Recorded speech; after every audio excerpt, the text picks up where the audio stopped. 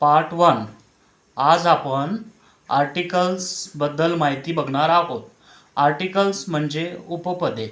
उपपदे 3 आहेत. A, and, the.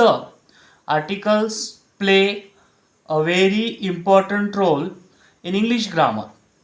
म्हणजे articles हा खूप महत्त्वपूर्ण भूमिका बजावतो इंग्लिशमध्ये. Articles are used before the noun.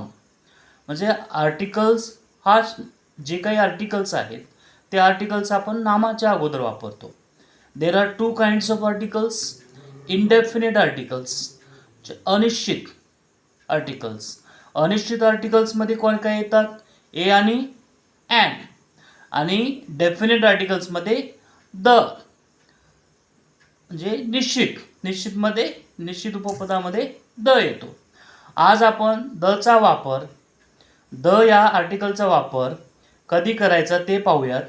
त्यामध्ये rules number 1, before name of the mountains. जर पर्वताचं नाव असेल त्या पर्वताच्या नावाच्या अगोदर दचा वापर करावा. Example, the Himalaya, the Alps. परंतु यामध्ये छोट्या पर्वतश्रेणीचा जर समावेश असेल तर त्याच्या नावाच्या अगोदर दचा वापर करता येत नाही. Before the name of the reverse, जे नदीच्या नावाच्या अगोदर आपण दचा वापर करू शकतो. Example, the Ganga, the Nile, etcetera.